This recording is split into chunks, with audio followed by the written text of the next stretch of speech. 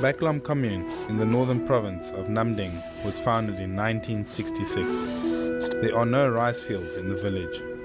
Instead, the coastal communities have developed a technique for producing this vital mineral from seawater. Little kids grow up on the soil fields, helping their parents collect salt crystals.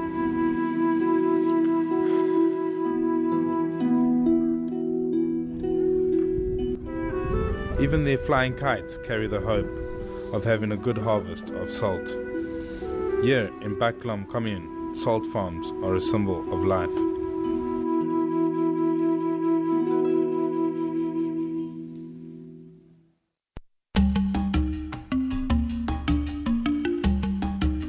My name is Rodwell Chigomin. I'm 27 years old. I'm from Cape Town, South Africa, and I've been residing in Vietnam for the past 3 years now.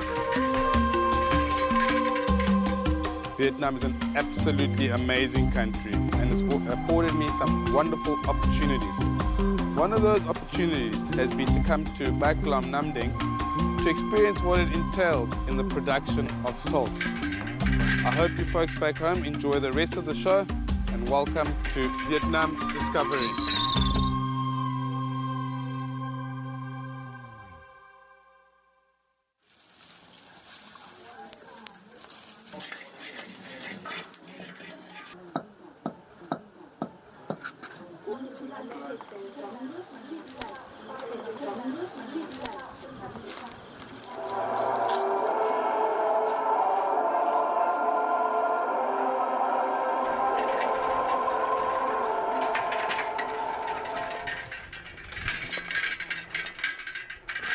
So essentially it's 5 a.m. in the morning.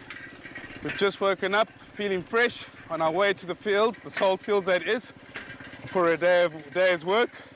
Next to me I'm with Mr. Chin, who's going to be my guide for the day.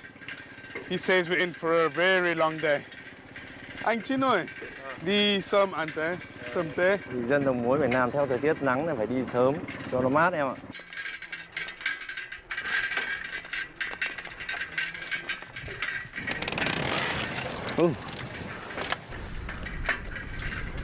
Em phải làm gì ạ? Chú Beo kéo đu anh ở cái xe này. Okay. Anh em bị xe cát phơi này. Salt terraces in Bach Long commune do not run along the seashore, but are found inland, next to the village. Seawater flows into the fields through man-made dikes, and sand is used to enhance the formation of crystals and to filter the seawater for brine.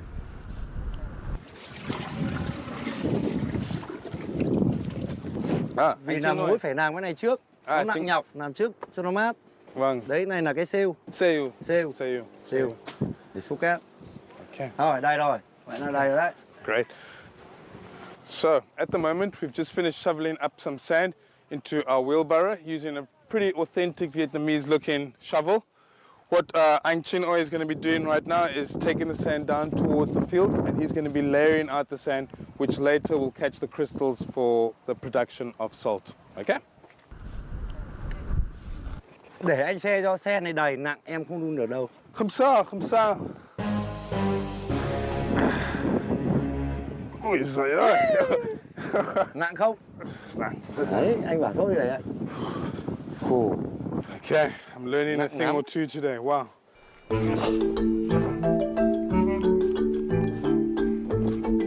And we carry on. This is only the beginning of our day.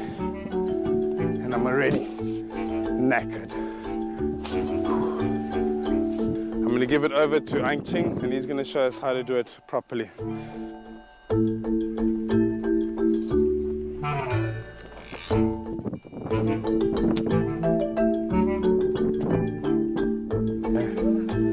Có được không? Có. Đấy, em ra, đúng thẳng nha, giữa ruộng. Đấy. Nữa đây. Đó, rồi.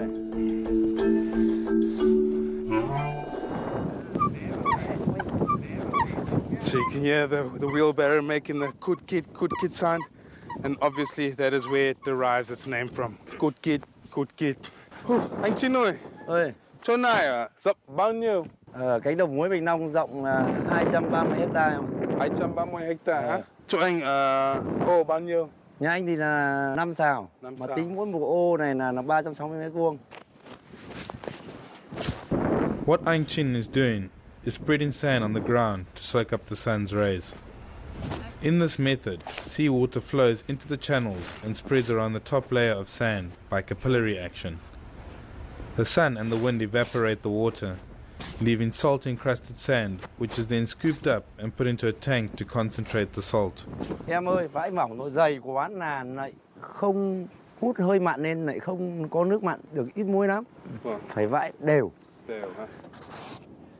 As soon as I arrived at the salt fields in the morning, I thought, these tasks look pretty straightforward and pretty easy to do. But I think definitely there's a lot of skill, a lot of technique that went into it, and I definitely underestimated the amount of work that these people go through each and every single day.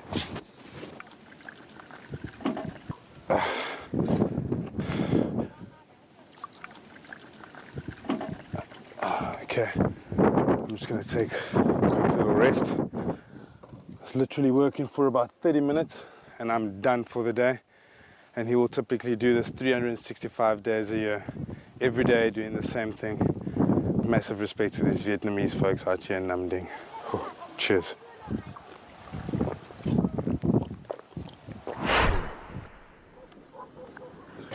Okay.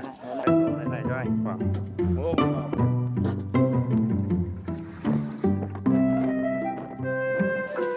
Highly concentrated salt water stored in the container is poured into cement plots to become crystallized salt in the afternoon. The northern climate, which is characterized by high humidity and limited sunshine, is ideally suited to producing salt.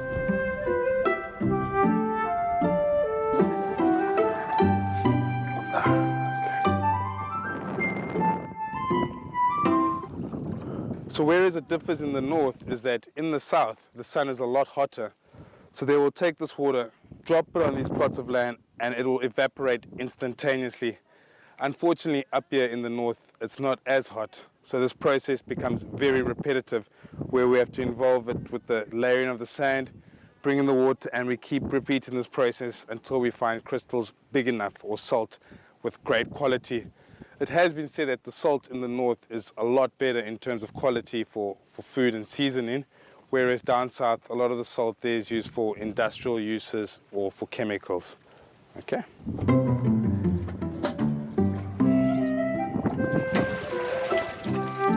Oh, wow. In there, yeah?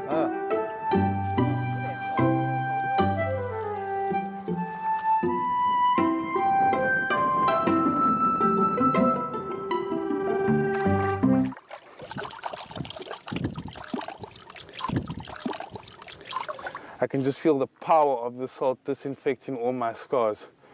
It's quite therapeutic. I think I might just spend the day here.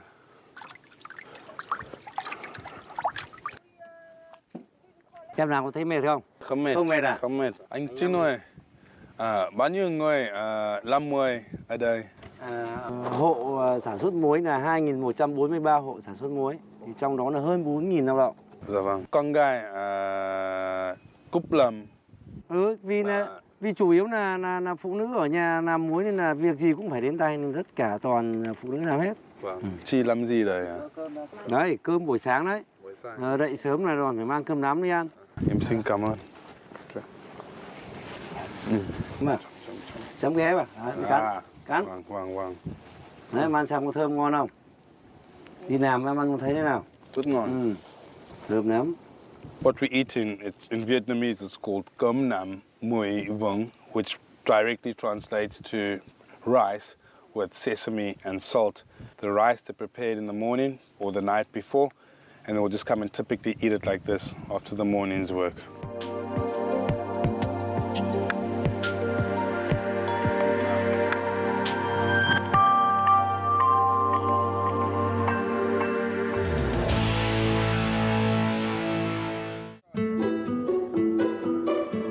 The morning's work finishes at around 7:30 a.m.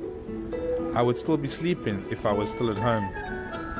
The sun is getting very hot, so I've decided to take a walk to the seashore. I want to really learn more about this village while waiting for lunch. You will see what I've learned on the seashore soon.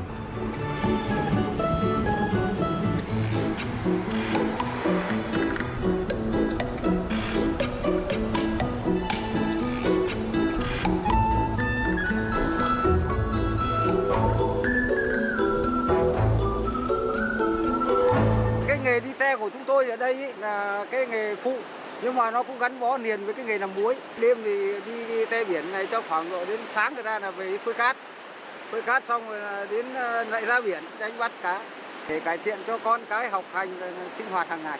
Rồi, thế là bắt được con gì? Bắt được con tôm. Con tôm. Và tôm vàng. Vâng, một ngày mỗi kilo. 200 cân. 200 cân. You can see this elderly man alongside me is Chu Mine, and what he's trying to do is attempt to catch shrimp. He's actually been doing this for about 35 years now. That is amazing. Cháu đánh thử không? Vâng, vâng. Thử tí nha. Vâng. Rồi, Cảm ơn. Đi vậy thôi. Đi đây. Đi vậy. Đi đây.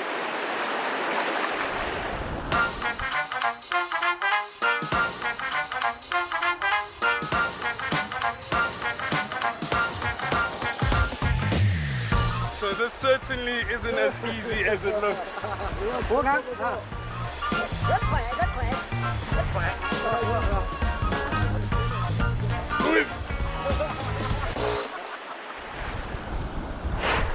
The shortest legs are 1.5 meters high, while the longest are up to 3 to 4 meters high.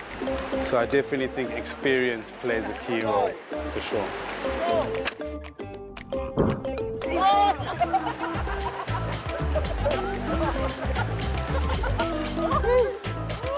Yeah, I've given it my best, God. Unfortunately, this is for me, not for me. Once again, massive respect to these people, massive respect.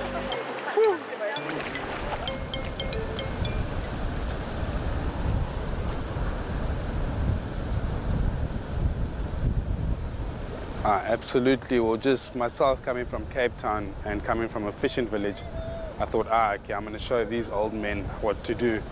But certainly, once again, it just required a lot of skill, a lot of stamina, and just once again, I underestimated how much work needs to go into what these people do out here.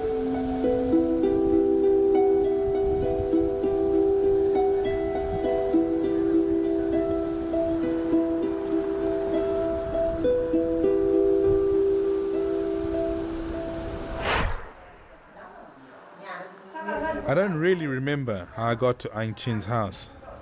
I just felt very hot and my muscles were badly swollen after just one morning at the salt fields.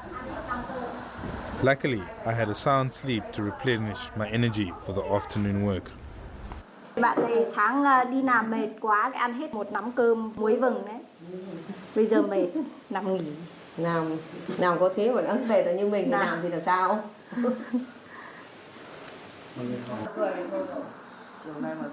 I did notice them speaking about me in the back of my mind, but to be honest, I don't know exactly what they were saying, but I did hear a lot of laughs.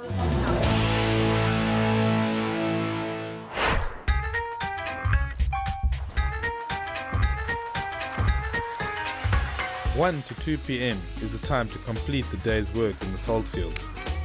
Under the blazing sun, salt makers in Bach Long commune start collecting dried sand. At this time, salt crystals have formed among the grains of sand. The salt will be separated from the sand by seawater. To get highly concentrated salt water, people often filter the seawater 2 to 3 times. Right now, Aung Chin is preparing brine for the next morning's work.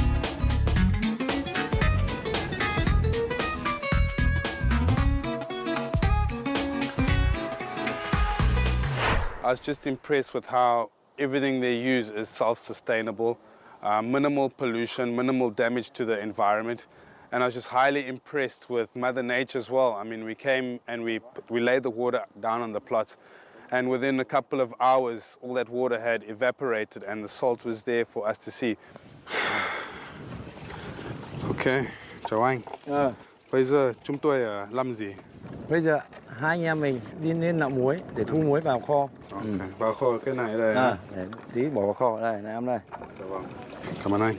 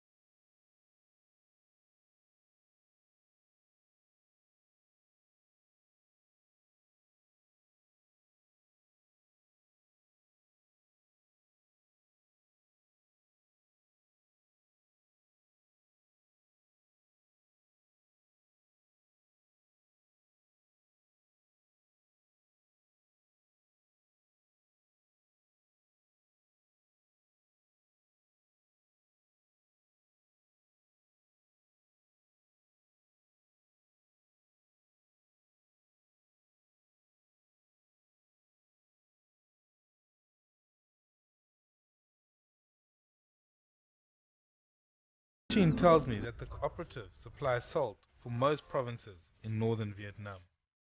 So your table salt is most likely brought from here, where it is made by these diligent people.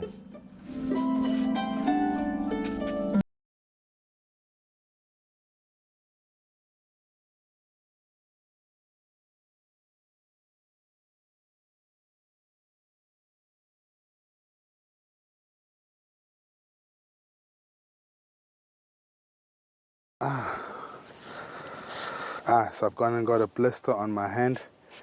That's after just doing 2 wheelbarrows, 2 loads of salt. I could never do this for 3 months. Wow, I would have to have my hands chopped off. Okay, let me just finish up. Got the 1 more load to do and then we finish for today.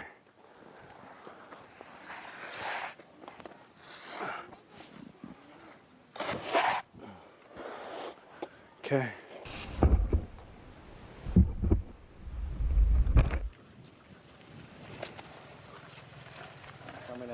Vâng.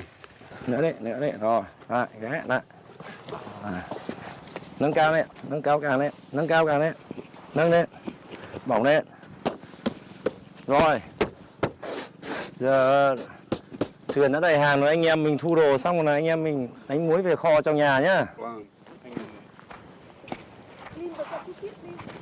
Rửa cho anh, rửa sạch xe cho anh.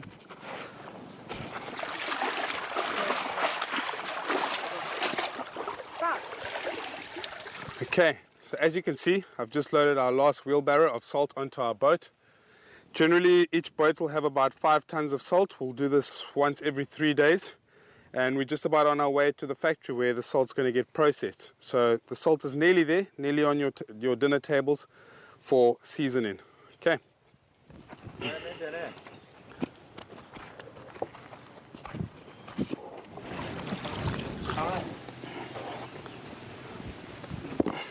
First and foremost, respect to Mr. Chin and what he does. To transport myself and a boat full of salt, I think it was 5 tons to be exact, was just highly impressive. I mean, I did half the amount of work Mr. Chin did that morning. Rồi. Xa đi mà, sạch sẽ.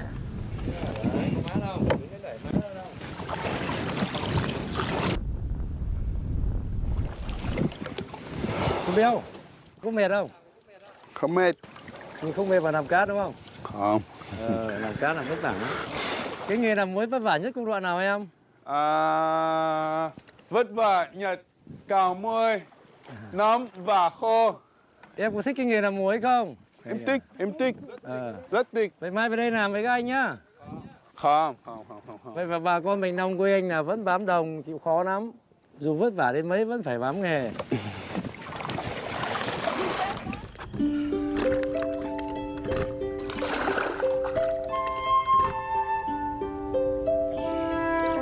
Chào anh đi bằng muối à? Chào muối về vá.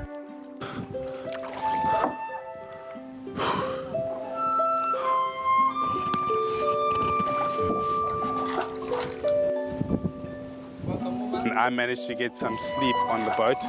I think at the time while I was sleeping, I was dreaming about Sizo or Mui Ut in Hanoi. And I'll never waste it or I'll never underestimate just how much work goes into something as simple and as basic as that. So.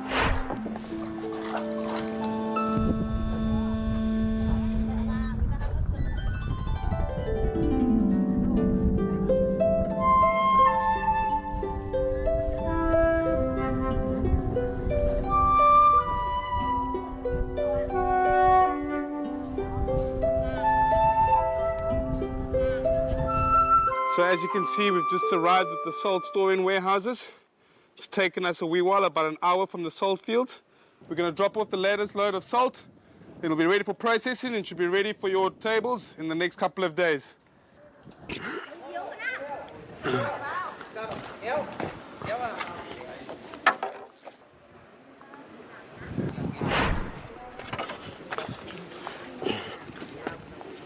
Từ cái thời cha bố mẹ mình sang đây khai hoang lấn biển, Sú Vẹt, Đầm Nầy thành cái quần thể cái xã Bình Long bây giờ, thì cái diện tích đồng muối nó cũng cùng theo cái khu dân cư. Nó đặc thù là Cái nghề làm muối là sáng cấy, gọi là sáng cấy dối gặt. Ý là nói sáng cấy dối gặt thì sao là sáng là không bọn mình làm, về chiều mình phải thu hoạch luôn. Thế trong một ngày, kể cả nhiều muối hay là ít muối, hay là trời nó râm, nó không có muối mình vẫn phải đưa cái nước nó xuống. Đấy. Thì cái thời tiết miền Bắc là mưa nắng thất thường. Đấy, mà làm theo thời vụ. Cơm nắm vào, cơm nắm. Đi đây. Máy à? Đây này. Trong đây, đồ ăn nó không con lên. Ui giời ơi.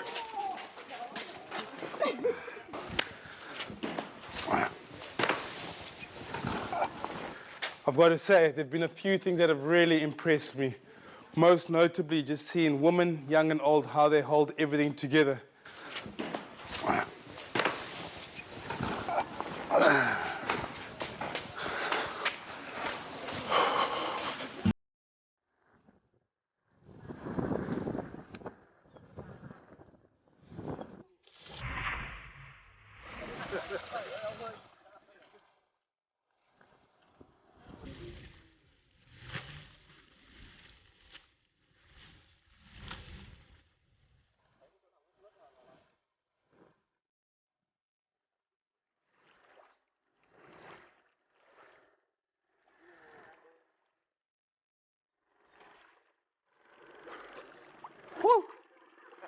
Nothing like a swim to cap off an incredibly hard day with a beautiful backdrop of the sunset behind me.